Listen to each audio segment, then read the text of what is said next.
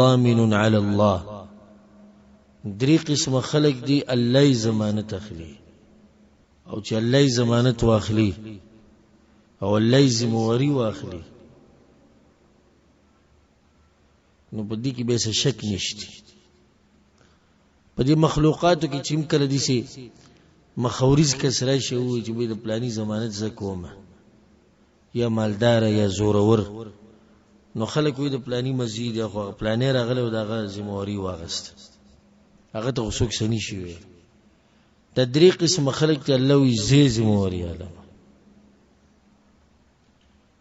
او د پیغمبر صلی الله علیه وسلم طریقه ده چې اول عدد ذکر کی بیا ورسته خبره کوي چې شوق پیدا شي.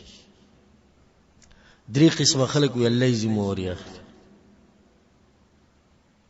کله وي درې قسم خلک اول به جنت ته ننوځي، کله وي درې قسم خلک اول به جهنم ته ننوځي. نو دا اوریدونکي په زړه کې څه پیدا شي؟ شوق پیدا شي.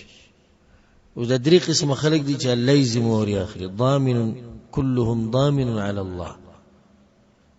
اولنی رجل خرج غازيا في سبيل الله، اغه انسان چې د الله په لار کې jihad ته وته غازی، فهو ضامن على الله، د دې ذمہواری الله غسته حتى يتوفى تر دې چې د مرشي فيدخله الجنه، یا به جنت ته نه باسي چې مرشو چته جنت ته شهید شو کنه، او يرده بما نال من اجر او غنیمه، او دوی مدا چې یا به واپس راځي سره د اجر او د غنیمتونو.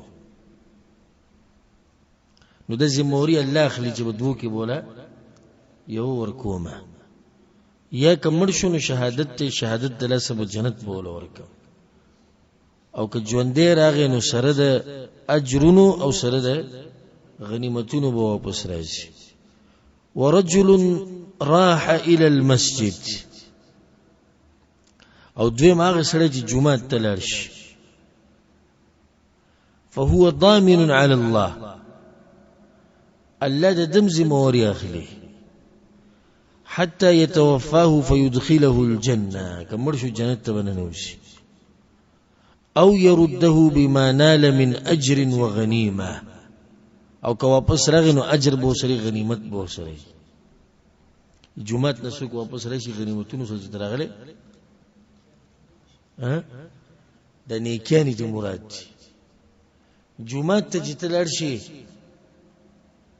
نو ګټه او ګټه تاوان بکی نشته، یا جنت ته ننوتی د مرګ نه بعد، او یا واپس کېدی دی کور ته د سره د اجرونو سره د ثوابونو سره د الله د رضا سره.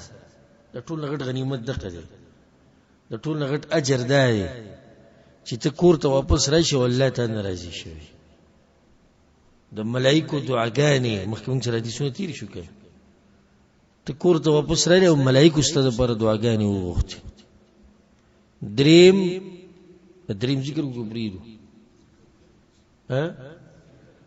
ورجل ډیر آسان کار دی ګوره، خو موږ نه خبر ده پیغمبر صلی الله علیه وسلم د حدیثونو بار بار زدي خبره ته اشاره کوم چې زمنګ د کم ملکونه چې دی بر صغیر ده،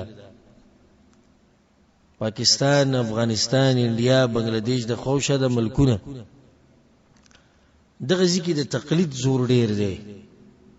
اکثر الته اهل الرأي دی رأي استعمالولو والا. نو د هغه خلکو تعلق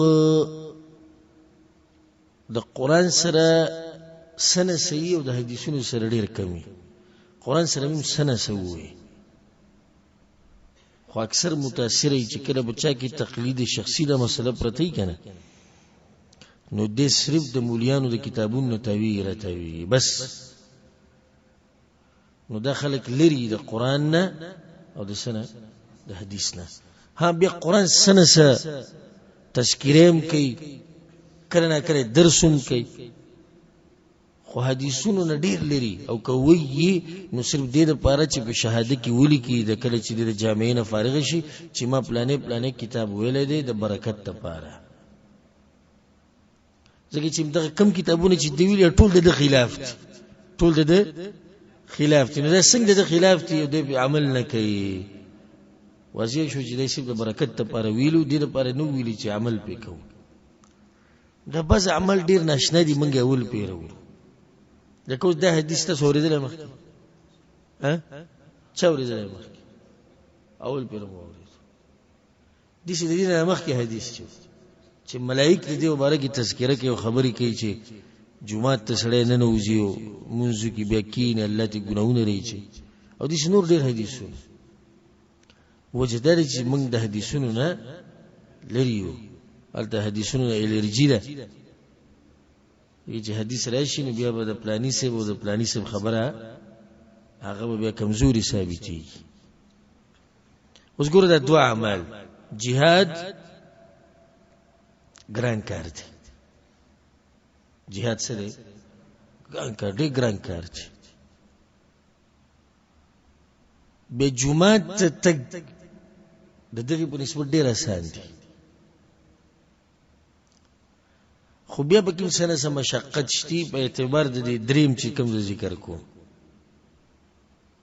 نو د دریم ووري ورجل او هغه سره دخل بيته بسلام کورته چې نوځي نو سلامت چې به کور ولو باندې فهو ضامن على الله الله دې زموري اخلي